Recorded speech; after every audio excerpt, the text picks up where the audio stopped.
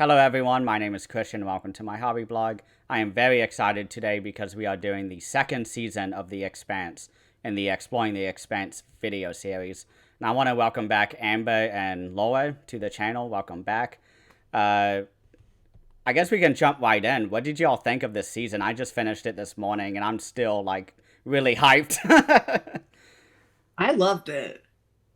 I thought it was better than the first season. Hard agree. Same, same. It was so good. I loved it. It's It a answered real so many questions.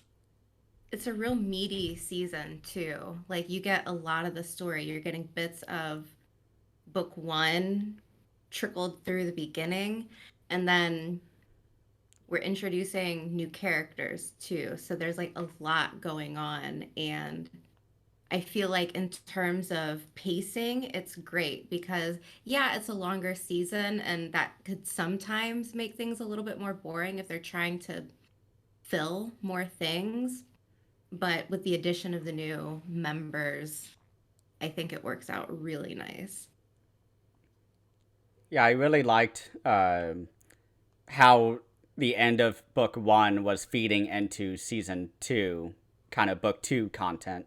Because that was one thing that I was thinking while watching the season was that I've had all this headcanon this entire time because the authors are so detailed, so I already know how everything looks, but I don't have the actual camera angles and cinematography, right? So in my head, I'm like, I've seen all of these events, but it's really fun especially this season, because I haven't actually seen season two. I saw the end of the book one stuff when Miller dies when he's on Arrow Station, and I quit the show. I realized that now as I was watching it, because I remember seeing those episodes, and I gave up after that, because I was like, I don't want to watch it anymore. I'm going to read the books instead, so I can really, get all that.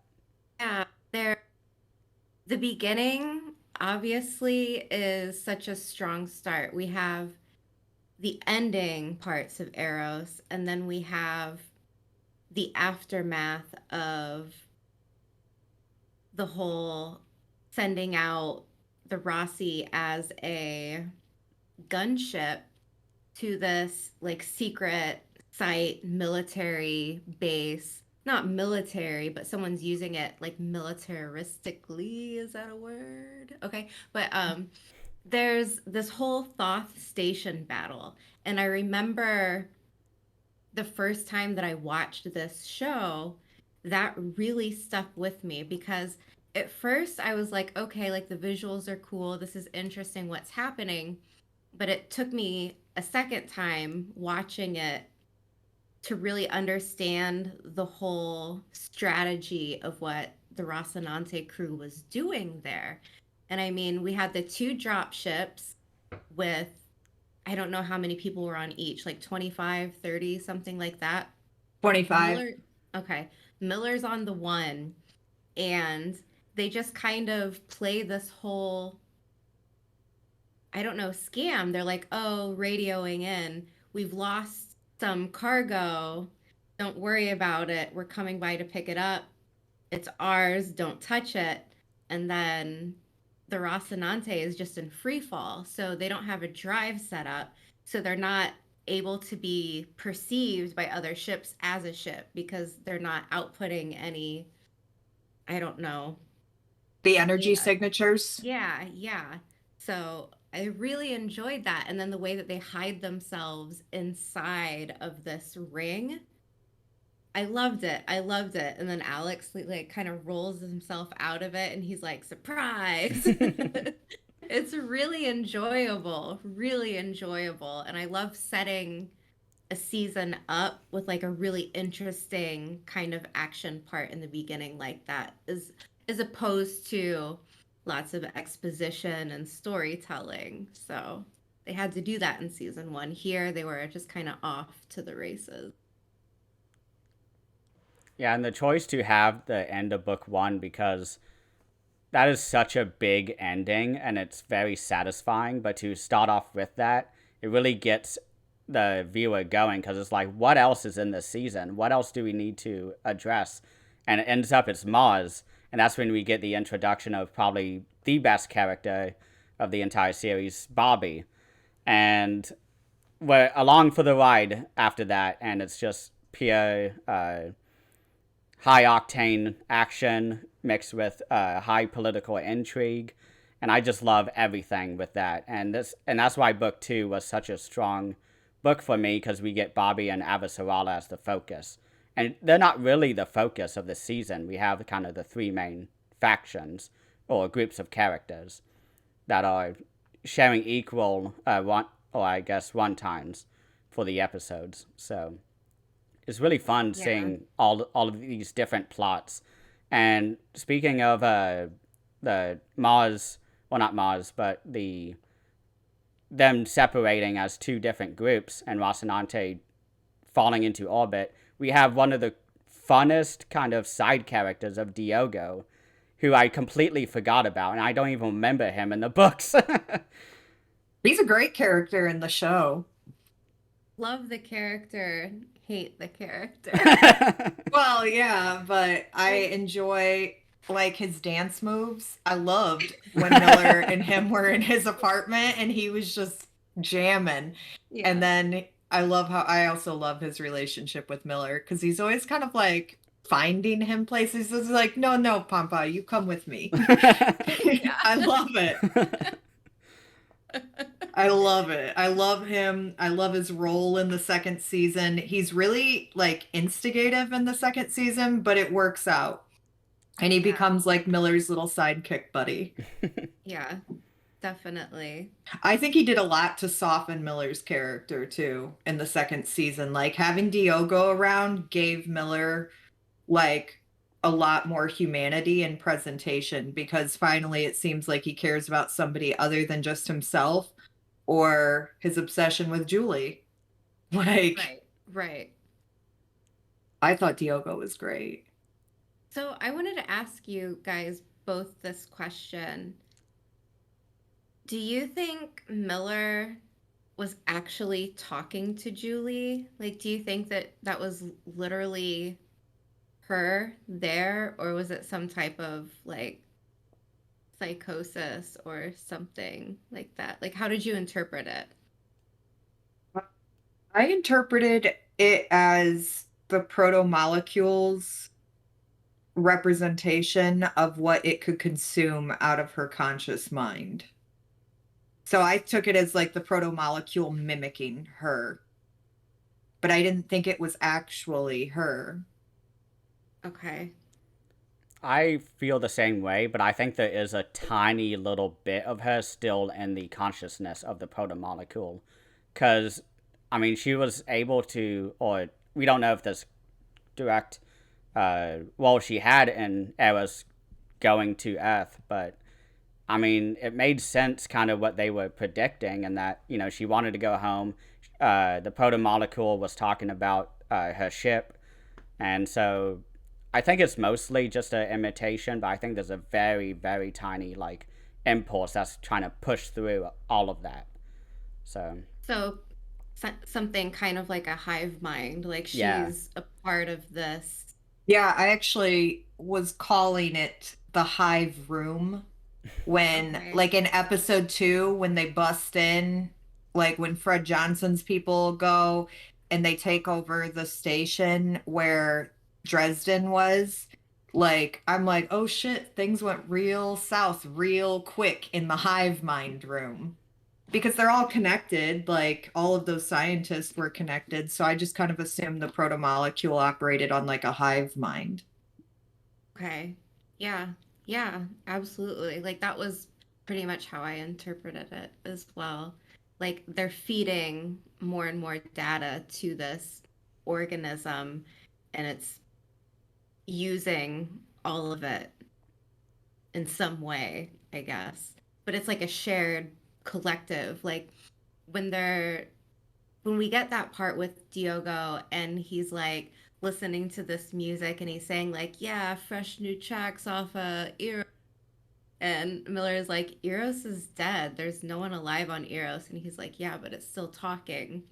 And it was kind of like it it had this very like ghostly feeling to it where like you know everyone's dead but you're still listening to like these death sounds of like this organism and these people, and it's really bizarre, but it does still feel like there's some type of shared consciousness that has become Eros, I guess. Yeah, everything with the proto molecule this season, but especially that first half when they're like, "Hey, I think this is from space or whatever. This is not, something natural. It was sent here."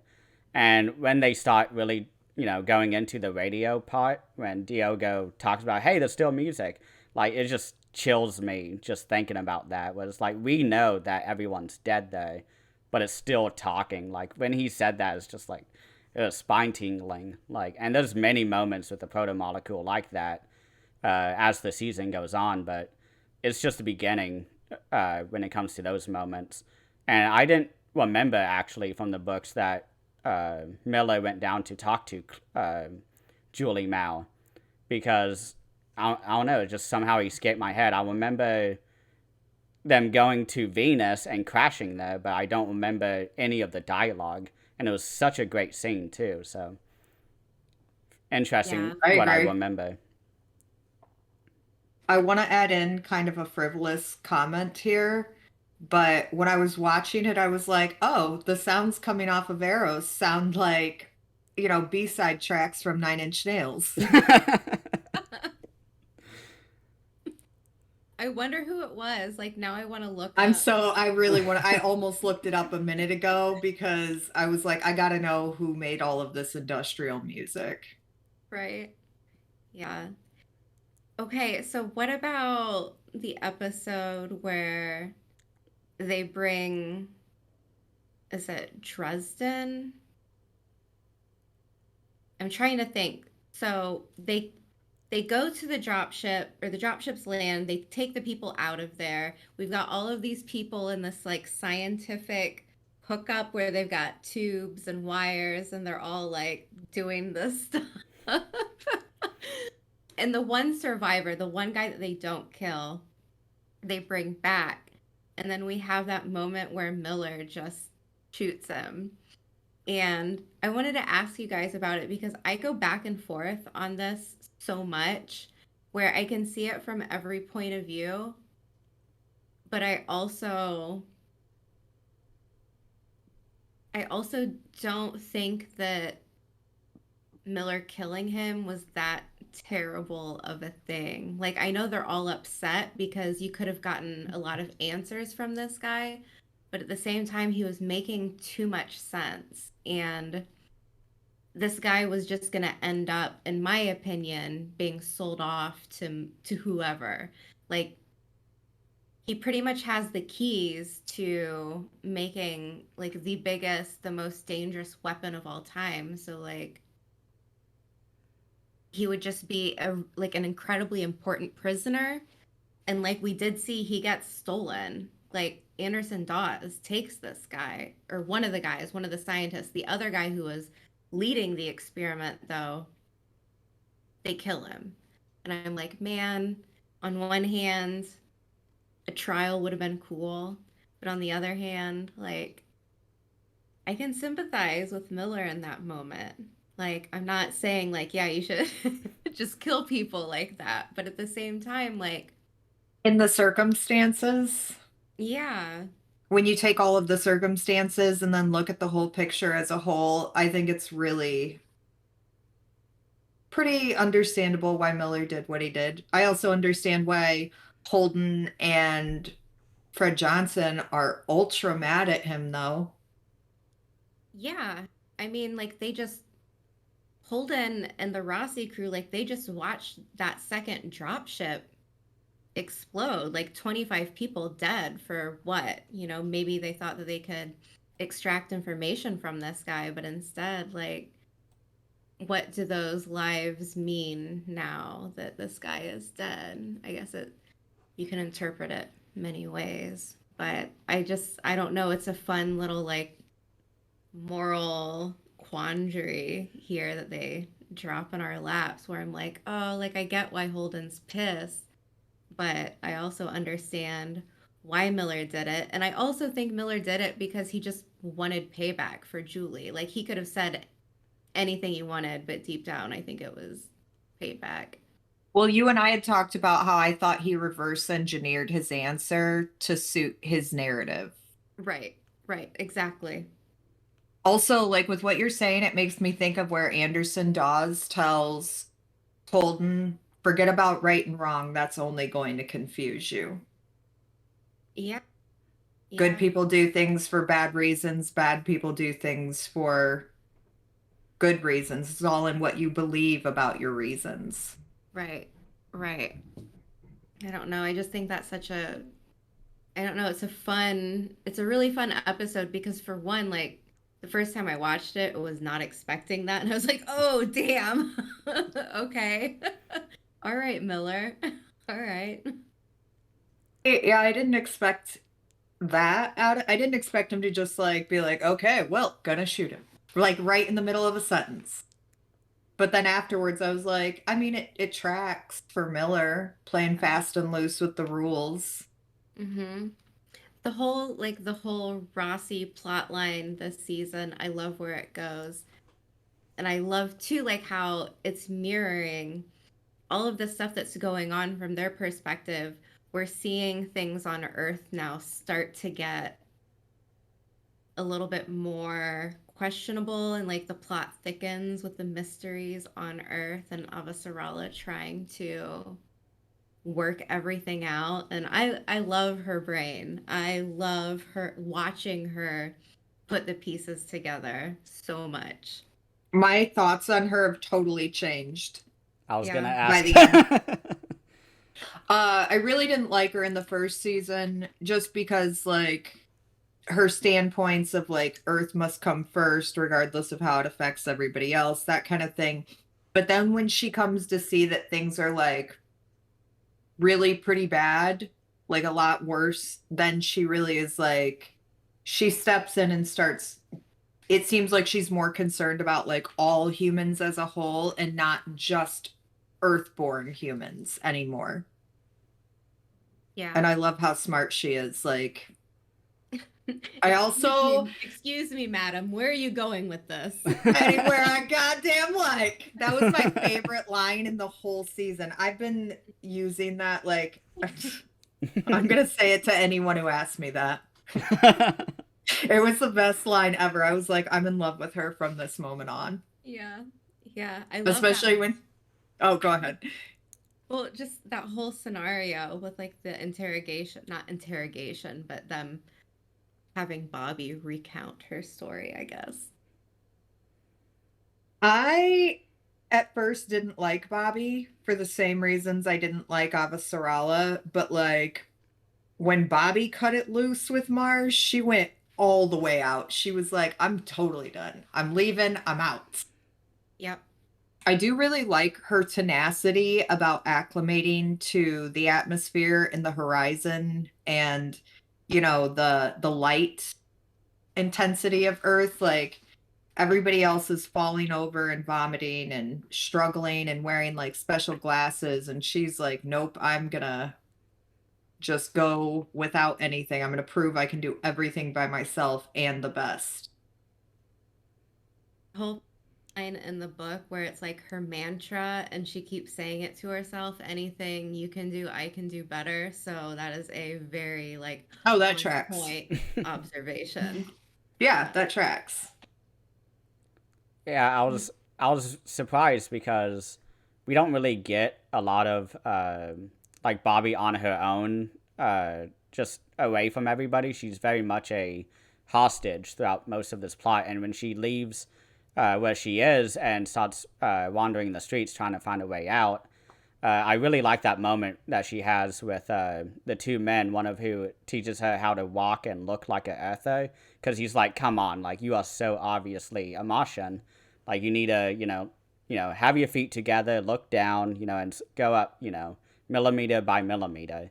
And I really love that moment. I don't remember if that was in the books or not, but that was a really great moment, I thought, of acting. And that's sort of the slower moments I talk about with TV shows where I'm like, yeah, this is what I love. It's like two actors on screen just acting. And that was one of those really great scenes that gave me a more appreciation for Bobby's character. She doesn't really have those very vulnerable moments. She's very locked up right now because everybody's, telling her what to think when she knows what she saw. And it's not until she's validated that everything just kind of loosens up for her because she now feels a lot safer. And I love her with Avasarala, although it's a very tiny part in terms of the overall runtime. But them together is always such fun because they both have such tenacity. I really liked Ava Sarala, and is his name pronounced Kotyar? Yeah, the spy. Kotyar?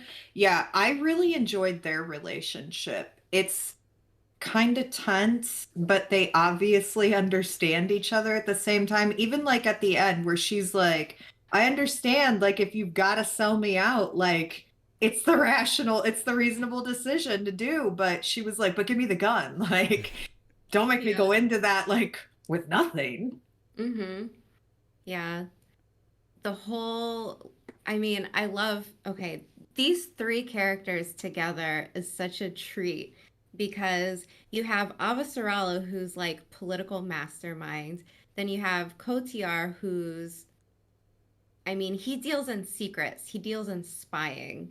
And I love how that kind of plays off of Bobby's character because she's someone who I think sees herself very moral. Like, right and wrong, she knows what she wants, and she's very set in that, where Kotiar could be very fluid depending on who he's working for. And I love how he can see Bobby as just like a brute, like someone dumb, like just muscle. And she looks at him as more unhonorable, I guess. He's a spy. He's just lurking in the shadows. There's nothing honorable about what he does. And it's just a really fun combination of characters. That moment on the ship where they're offered food and it's cucumber sandwiches. Bobby's from Mars. She's probably never had a real cucumber before. And like you see her off to the side, like stuffing her mouth, and she's offering it to other people, and they're like, no, no. And she's like, The way she's looking at Kotyar while she's eating that sandwich, she's like, you're missing out, man. These are wonderful. I love that part. It was great. Mhm. My And I favorite. mean, it's just, Oh, go oh, ahead. it's just little bits like that that really set the stage. Yeah, there's a really great moment that I was like, I forgot it was from the books, but I cheered again because Bobby and Cody are standing together, and Bobby's about to go through the door, and he's standing in the way, and she's like, or he's asking her, do we have a problem? You've defected before. Are you gonna defect again? I need to know this as Avasarala's assistant, and she's like, that's because they betrayed me. So as long as you don't betray me, that's fine. If you're a wall, I'm going to bust right through it. So don't get in my way. And that's That like guy such that's a holding. like, and you just see him like be like, okay, I completely respect you now. I see eye to eye with you. You're part of the team, and they don't cribble again because there's definitely tension between Bobby and all of them until they finally are completely understanding of each other, what happened with the protocol molecule man, which that is an interesting plot line that I always wonder about with how because when I was reading it, I was like, oh, this is the craziest thing I've seen, but it's just a stepping stone for the protomolecule, and I love that kind of element of the protomolecule. It's always evolving. It's just like the thing. I'm kind of jumping Yeah, all over the place, but and they really humanize it because they're saying, like, look, it's a monster, but it was a child. So, like, you have the perspective from Prax, who was like, this might be my kid. And that just it adds another layer of horror to it that I think if it was just the protomolecule on its own, like, oh, it evolved into a human, okay, that's scary, I guess. But when you look at it as like that was someone's child, then there's another layer of like, it's very disturbing. It's much more disturbing that way. I got a lot of questions about that area of the of the I want season. to know. So, how many is it just children that he has down in that weird, creepy cryo storage area? It's not, they don't Or tell you is it this like a season. bunch of people It's a bunch of people, but it's all people with, with the same genetic disorder? yes, Okay, so is there something connected between that genetic disorder and how protomolecule inhabits a host? they chose those children because of like specifically this genetic disorder that makes it, I guess, a better host in Okay. general. All right. Okay. So that's, yeah, I was wondering about that. I was like, because there's obviously something going on with this, just with the genetic disorder and protomolecule in combination, but that kind of seems like a season 3 plot line. Yeah, that's, I mean, season 3 has some really, really fun moments I with, literally cannot wait to start it because I have to see what happens to Giannis and Turby. Is that the other doctor's name? Because there's Colonel Giannis and then the doctor that Christian installed with him. Is it a Turby? The I'm guy who it just wants to go to Venus? I'm not sure what the name was, but this whole scientific vessel, yeah, Yeah, yeah. yeah. I need to see what happened that brought it like to the point it was at the end of season 2, where it like splits out into a million different like disconjointed parts, and they're just sitting there like, yeah, we made They're just it. floating like Yeah, they look so excited too, because it's like, isn't the atmosphere gonna kill you? right, right. Was that in the book, Amber? Because I have zero recollection of that. My jaw dropped when that moment happened. I was so hype. I don't remember, honestly. I don't think so. I want to say it's not, but they also have like a special guest on that episode. It's the guy from Mythbusters. He has a little cameo Oh, Jamie today. Heineman? The other one. Adam Savage. Yes. Oh, I didn't Yes. even notice. Oh my gosh. Yeah. Yeah. He's floating. He's I He's still out floating. there as we speak. love that. But what are some of y'all's kind of less favorite parts about this season, if there are any? Because we have a Honestly, lot of good here.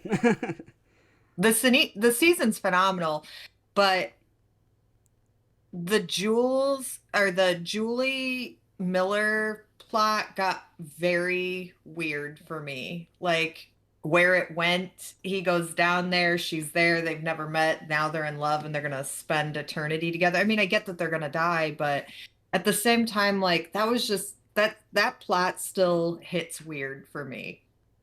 Miller, you mean? Like Yeah, he, Miller still hits weird. His weird, it's the obsession feels weird to me. right. I, okay, so like, I I, s- agree. I yeah. agree. But there's also like a specific, very like campy kind of nod to like 1930s, like really, really old noir, like detective trope where it's brought back multiple times in this show. I know Alex likes watching silent films, I think, like old movies in his like spare time. And that's kind of like just one of his things. But I know that the writers were trying to like give some appreciation or some like olden timey feel, and I don't know if they did it as like because it's cool or because it was like humorous to them. But at the same time, I can see how it would bring someone out of it, especially in the year that it is now, where it doesn't have, if you're not in on the joke, it's just why? Yeah. Yeah, because every time I'm like, why? Why does it have to be this way?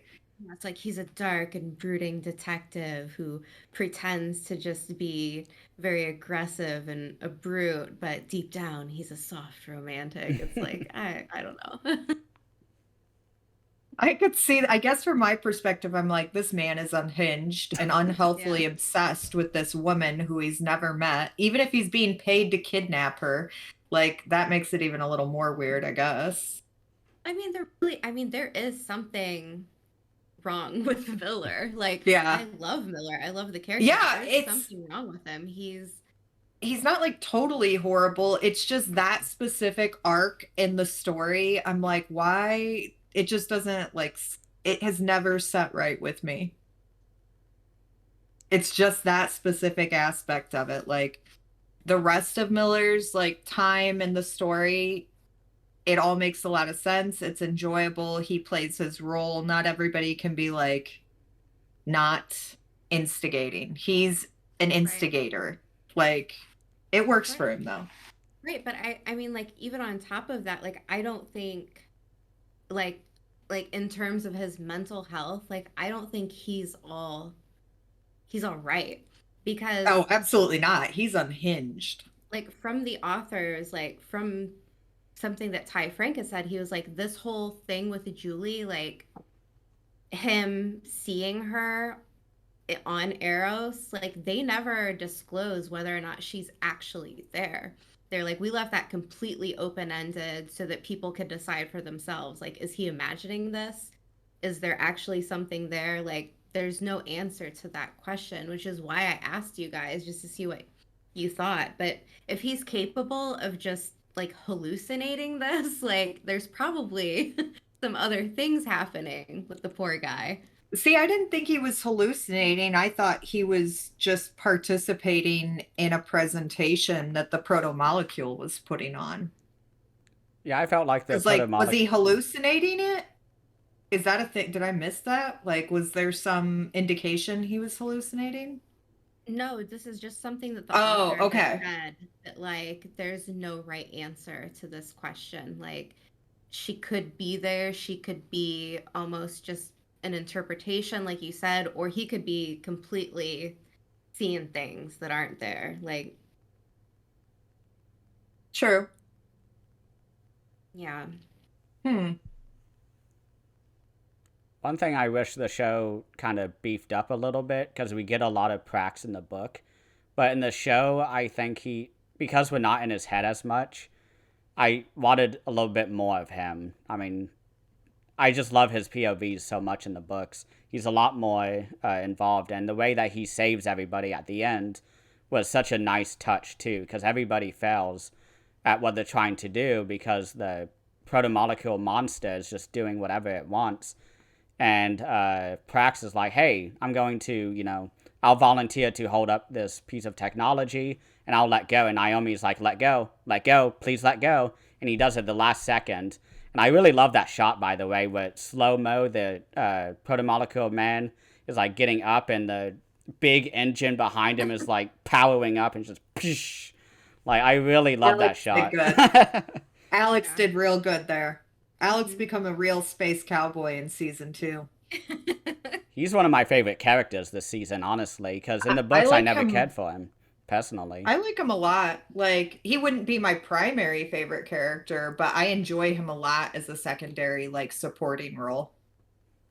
Slingshot maneuver that he does where he's Nice. Nice. getting an idea of how to try and make his way to Holden and everyone else. And like, I love that whole little moment where it's like a day in the life of Alex. Like, he's drinking, he's listening to some country and kind of just having his own little thing going on. And then he like gets to work, solves a problem, shows up at the perfect place at the perfect time. Good on him. Good on him. Yeah, he did some real nice maneuvering of the Rossi this season. Hmm. Yeah. Doesn't he say like I'm just a bus driver? Like I haven't seen really like Alex hasn't seen war, you know? I think everyone else has. Like Naomi being a belter, she has seen destruction, she has seen bad stuff. Holden was in the military. He's seen things. Amos, of course, has seen and probably participated in many terrible things, but Alex not quite. So like I liked this episode where Alex is kind of having to deal with his emotions in terms of like seeing the fallout of war, I guess, and battle and death. And it's kind of brushing up against his relationship with Amos, the moment where Amos beats some guy down because there was like a scuffle in this bar. I don't know. It's a nice play on their relationship, I guess. It is. I agree. I really love the relationship through this show. Because in the books, we get a little bit of that, but seeing it on screen, I love sort of the dynamics between Amos and Alex, especially each time that Amos kind of loses control and Alex or Naomi, if she's around, has to calm him down. And there's a moment when Amos is almost throwing Alex down the ship over the railing, and Alex is like, he looks pretty fucking scared.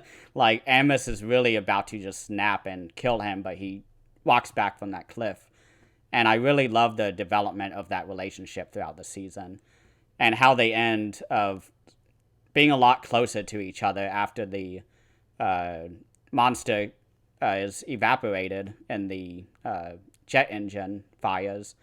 It's really interesting. I'm very excited to see how you think of the Wazi crew moving forward because every book sort of just continues to develop. They never really sit at a standstill. Laura, you look like you were getting ready to say something. Go ahead.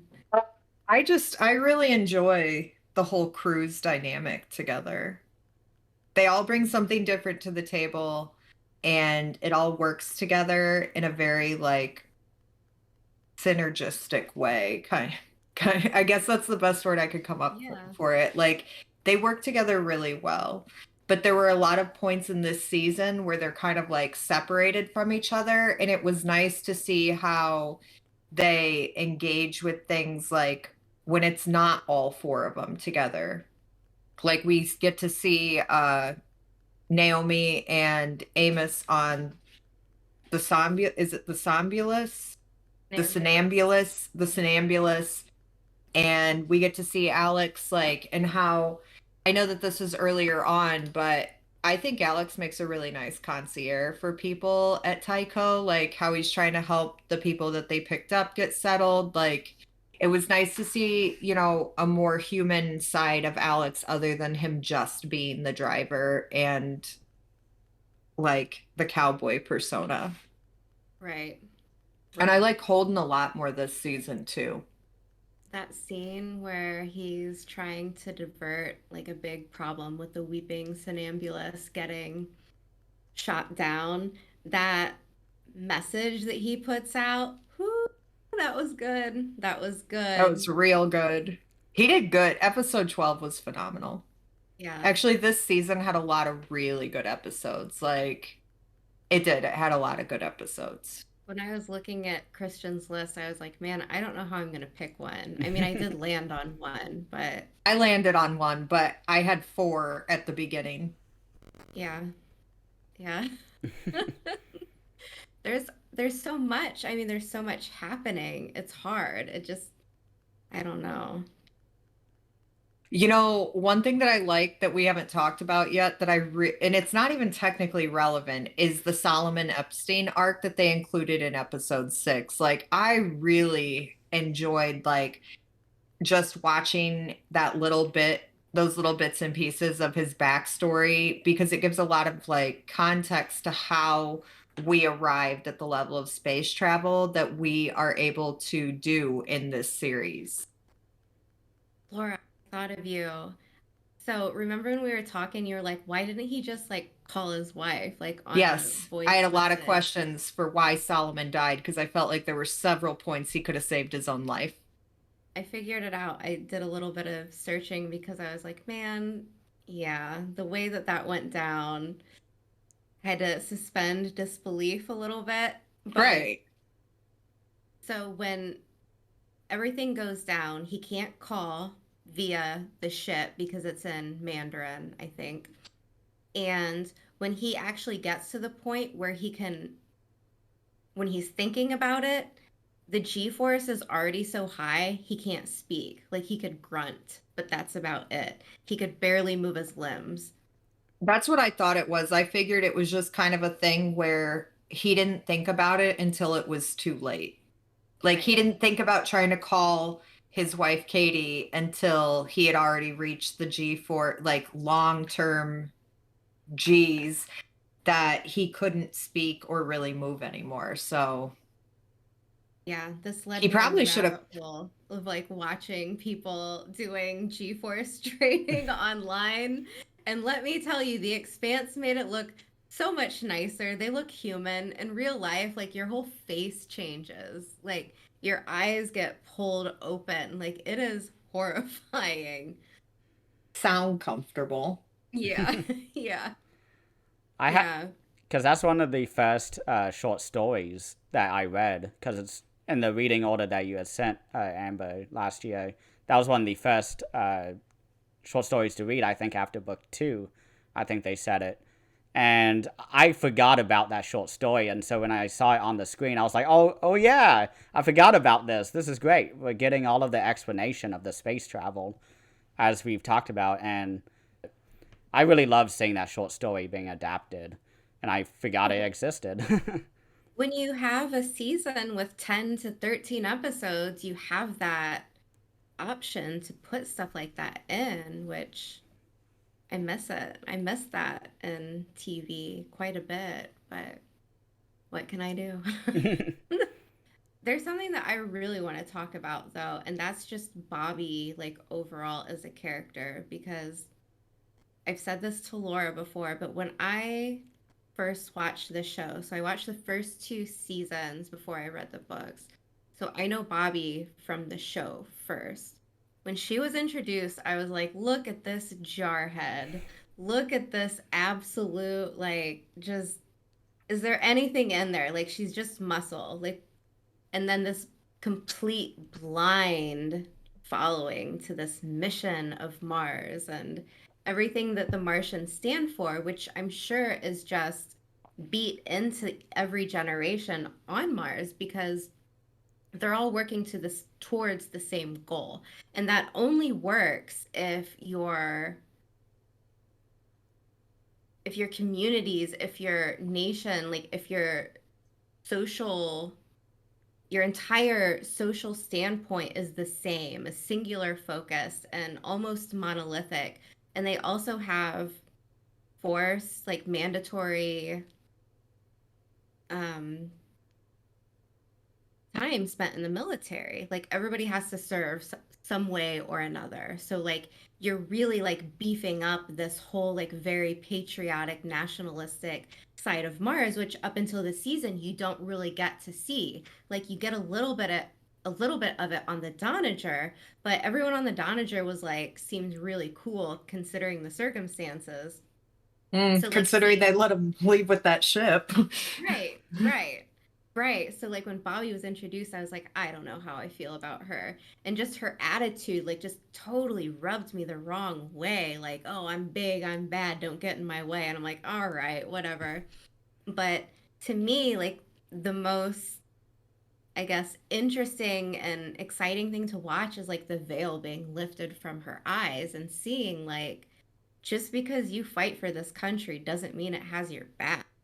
And I'm sure that like people from any nation, like anywhere, have felt similarly. Like this is a real thing that happens to real people. And the way that she deals with it is so gratifying to watch because like you and me, like we don't get that option. Like when we're spurned by our country or our nation or whatever, it's like, what can you do? Like blog about it, get mad, start a podcast, whatever. But no, like Bobby beats the brakes off of this guy and she defects and runs like across the line. So when she has that whole like moment where she escapes and then she makes it past the line from the Martian embassy, now she's on the US side and she like puts her hands up and she's like I defect or I don't remember what exactly she says, but I just found that whole scene like really thrilling. So like when we go to our favorite episodes, for some reason that one just really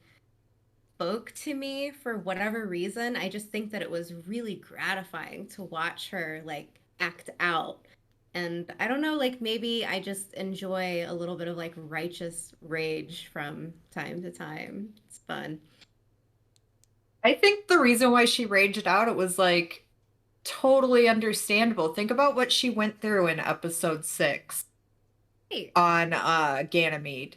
Like they think they're just, what did she say, guarding? They asked if they could shoot the soybeans, and their commander told them only if the soybeans shoot first. Like they think they're there to just do some bullshit mission, to like busy work, and then it goes very differently. Everybody's dead but her, and she remembers like bits and pieces of what she saw. Then they give her the neurotropic enhancers, and she remembers a whole lot more. I do have a question. Was that ag drone trying to blow her head off, and she like turned in the last second and missed it? Because I noticed this the second time that I watched episode 6, or it was like 5 or 6, when she is laying on the ground and the proto molecule beings like interface, and she looks up into the sky, and that ag drone comes in, and then something green flashes, and she turns, and then it cuts away from the scene. So I didn't know if they were trying to like blow her head off there, and that was just kind of like, so she's seen not only what she feels like is the UNN trying to kill her, and now she doesn't know, is it these ag drones, like, and then we've got the proto molecule being, and everyone's like, you just need to say that you misunderstood the rules and you shot first. I don't blame her for raging out. I think the drone was just watching her. That was the Martians checking their prototype, the proto molecule man. Okay. So I don't know if I don't think they were going to shoot or anything. But if they were, I mean, it's possible, like destroy all the evidence, right? Maybe someone just got to her in time. I don't know. Hmm. I don't know. It was like a really interesting way to compel her to defect for the story. Like it was a really, like, it was good. I like that. I like that episode too. It makes, I mean, it makes logical Yeah. sense. Like everything that she's doing, I'm like, I buy that. Absolutely. I buy it. I also really, you know what, I'm gonna say I really enjoyed the proto molecule being this season. Like, just, doing whatever it wants, stowing away on ships, like, all just to, what was it gonna do once it got to the reactor engine in that form? Like, what's it, when it's in like its spored, like fluffy form, it makes sense that they can all like, all the little spores can join together on these reactor engines. But what does this whole bean do? Like, once it gets to the engine, what is it going to do? Because, like, No, at the end, it's trying to beat through the ship and get down to the reactor core. But, like, it's not the spores. Does it just fuse it? I don't know. I have questions about that. They're probably irrelevant to this podcast, though.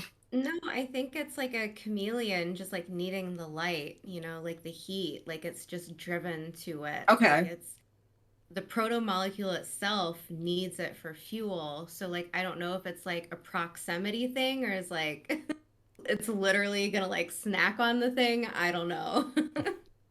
I don't know. Like Christian had said, it was like curled up in a little ball, just holding its nuclear core. It had a very Gollum-esque feel in Yeah, that I was moment. gonna Like I say was my like, precious. that thing is thinking my precious. Like, Yeah.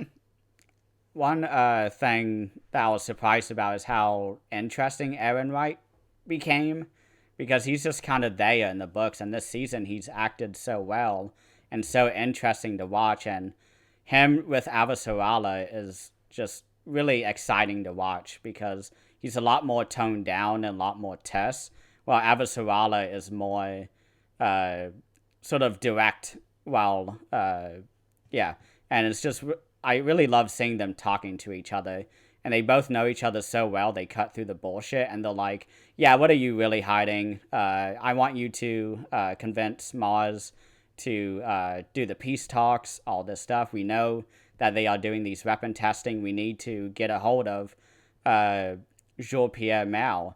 And the only way we can do that is with his daughter, and we don't really get much progression after that this season. So it's really interesting seeing all these political characters because I didn't really care for them in the books, honestly. But in the show, it's so much more interesting to see them on screen acting and everything. So it's really interesting. I was wondering what you guys thought of Aaron Wright. Like Aaron Wright just as a villain, but what I especially love about his plot and his character is seeing this show multiple times. I remember very specifically the moment where he asks Avasarala, "How long have you known?" Because he wants to know how long she's put it together that he was working with Jules Pierre Mao, and she says, "Since you had Frank de Graaf killed." And when we started season one, when he tells her, like, there's that moment where he notifies her that Frank de Graaf is dead, and you see in her face, like, you can see that she has, like, singled him out. She knows for a fact that it was him. She knows that Frank was killed, and like it was just like a light switched on her face, and you can totally see it. The acting is wonderful, but I was so excited like when I was watching that part in season one because like, oh, this is the part, this is the part. Okay, okay. So like coming back to season two, getting him to like ask her how long she's known, that's always really fun. But I also love how much of a weasel this guy is because he just, Yeah. it's almost like he keeps landing on his feet every time. And he even gets to that point where it almost looks like he's going to write like a suicide note or something. And I'm thinking, like, all right, he's just going to take the coward's way out, I guess. And he flips it. Like he manages to come out on top, get Avasarala on this ship with Jules Pierre Mao, and then like ends up owning the situation so that Mao and Avasarala are screwed now. And he's just sitting back and probably thinking that he's just the greatest, the smartest. And yeah, I like how he sent the message that said for Jewel Pierre to return to Earth alone. Like, so not only did he put Christian up there on the ship with him, but then once he sent his little threatening message, he also instructed Jules Pierre to get rid of her, which takes care of like a lot of birds with one stone for him, right, assuming it had worked out. right. I wonder what he's going to do when she does not die. Yeah, he didn't. I mean, he didn't plan for Bobby in her Goliath suit, I guess.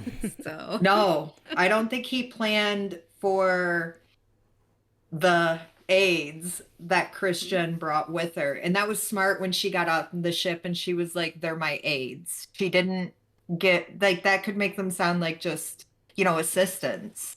Like right, those people on the ship had no idea that she brought like a top tier spy and a Martian like ranger or right, Martian Marine with her. Like he right, didn't right, that man had no idea what he was getting into. The way that the ship crew starts trying to negotiate with them, they're like, we're not cut out for this. I know that there's only a couple of you, but this is not us.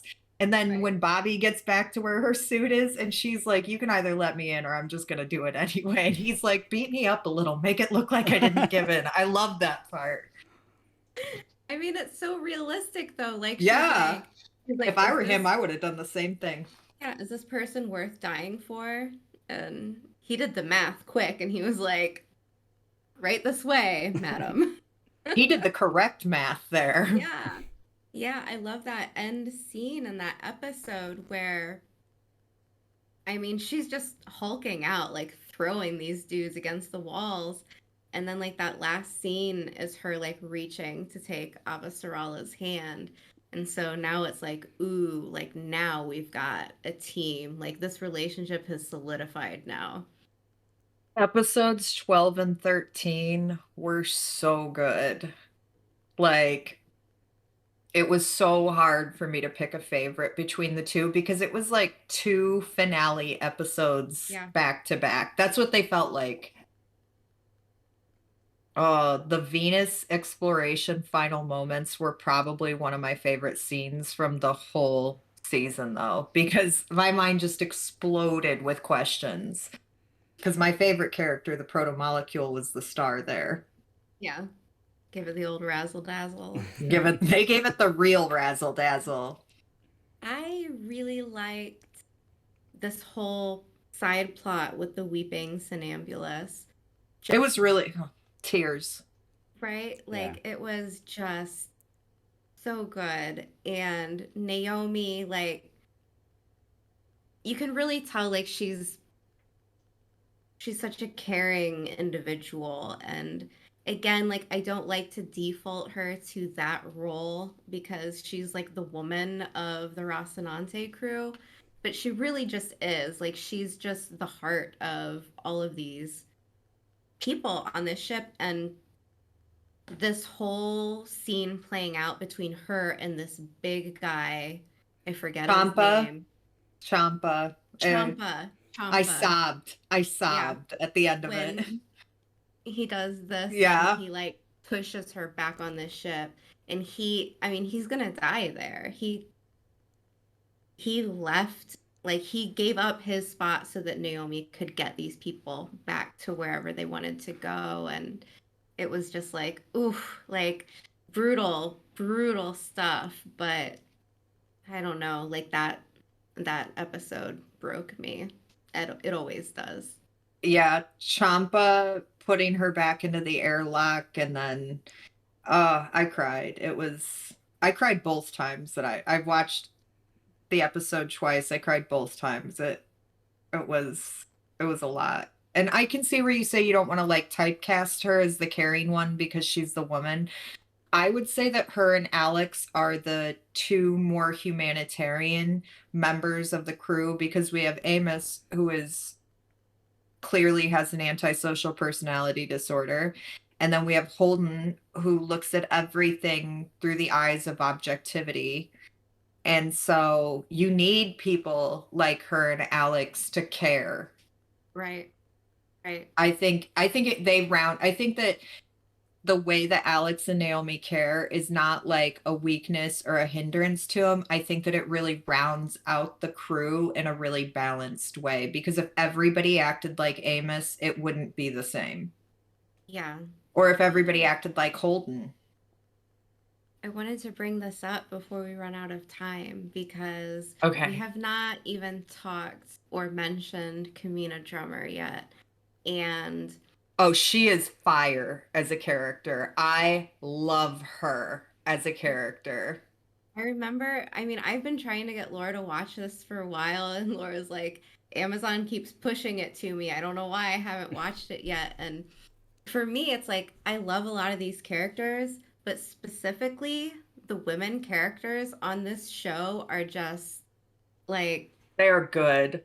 they're so good. And for two male authors to write women this well, and obviously, like, the writer's room for The Expanse was not just men. So, like, I have to like throw that out there, but it's impressive for like two guys to put their heads together and come up with a story with characters that I feel like are that real and don't feel like they're written through the male gaze, I guess. Drummer feels really real. Oh Like yeah. after they so you know how Diogo's friend tries to hijack the planet busting nukes from Fred and Drummer in that scene, like, and then they shoot Drummer, and after they're kind of rescued by the Rossi crew, as they're walking out, like the part where she reaches over and takes Alex's gun and puts one in each one of their heads, I was like, yeah, that's what you get for shooting her. You should have known better. Yeah. I'm very excited Shoot. for more She's so things good. Drummer in the next season because she Yes. has a moment next season where I'm just like, I will, if I get bored, like I will watch it for fun, where I'm just like, oh yeah, like I'll just watch this Drummer scene because it's that good. You know, something I really appreciate about her is that she's not really caring is she's very intellectual and tactical. Like even about Diogo, she was like, that child deserves to be spaced. Like, and she said, if Fred Johnson chooses not to make an example of him, it will be because that's what's best. But, and Naomi was like, I didn't ask what you would do. Right, right. She's great. And especially what I love about her is she's not a book character. So like they made her for the show and What? loved the actress so much that like her role just keeps getting bigger and bigger as the show goes on. I was wondering She's because one. I couldn't remember. I was trying to She's go one. through my head who she was. She's one of those characters like you and I, like Amber and I have talked about this before, that there are times that in shows that you come across a character who isn't necessarily a lead or a primary, but every scene they're in is better because of how they act their character. And she's one of those people on this show where every scene that Drummer in is better. Yeah, Like I love what she brings to this story. I'm yeah, so glad they created her from nothing. yeah. There's, I guess, the in one of the novellas, the Butcher of Anderson Station, uh, where they're doing Fred's background work in this little novella, he has an interaction with a woman after everything goes down and he finds out about like killing all these people. And the actress had read that and said, you know, like, hey, do you think that could be Drummer? Like, do you think that could be her? And so they kind of like conceived this role out of this little novella, I guess. And Okay. I think that's just, I don't know, like it says so much about the actor to like dig in through the books and stories and actually like put something together and be like, yeah, let's go with this and let's take the character that way. She's just so much fun to watch. So one question that I have before we end is, what, Laura, what do you think is going to happen with Fred Johnson now having the proto molecule? Because that was a big reveal at the end of the season that Naomi gave him the proto molecule. What do you think will happen with that? Is that a bad thing or a good thing? What's what do you think? It could be either good or bad, obviously, because I can't necessarily predict if Fred Johnson's going to go through any major change in personality or something. But if I had to choose between Fred Johnson and Anderson Dawes having protomolecule, Fred Johnson all the way. Anderson Dawes is a neighborhood politician, and regardless of what he thinks, he knows what he needs to do and say to keep the neighborhood backing him. And I'm not critiquing him like he's terrible for that. Like somebody needs to watch out for the belt, and he really does, for the most part, seem to have the belt's main interest in mind.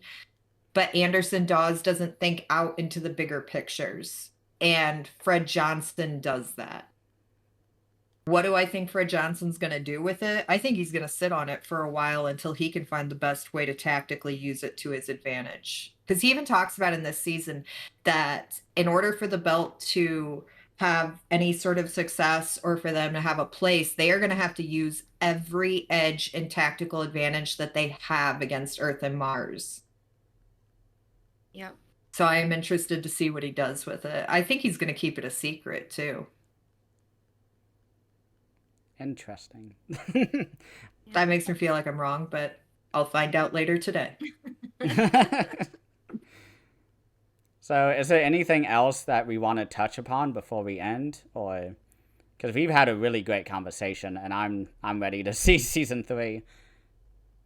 Same, same. I'm so ready. I can't wait to track my favorite character, the protomolecule, see what it's up to. It is my Yeah, favorite character. I have more interest in that than anything else.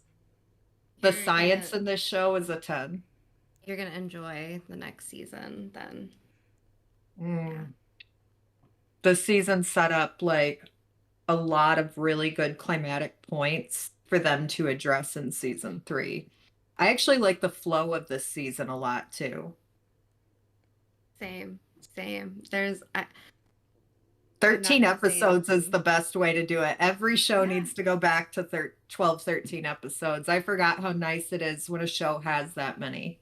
You're gonna have to savor it because the next season is the last season with that many episodes. And once Amazon takes over for season 4, they consistently get shorter and shorter Did they with go to each 8? season. Did they go to 8? I think they go to 8 and then they go to 6. Ugh. 6. The season finale, I think, is, or the show finale, the last season has 6, I believe.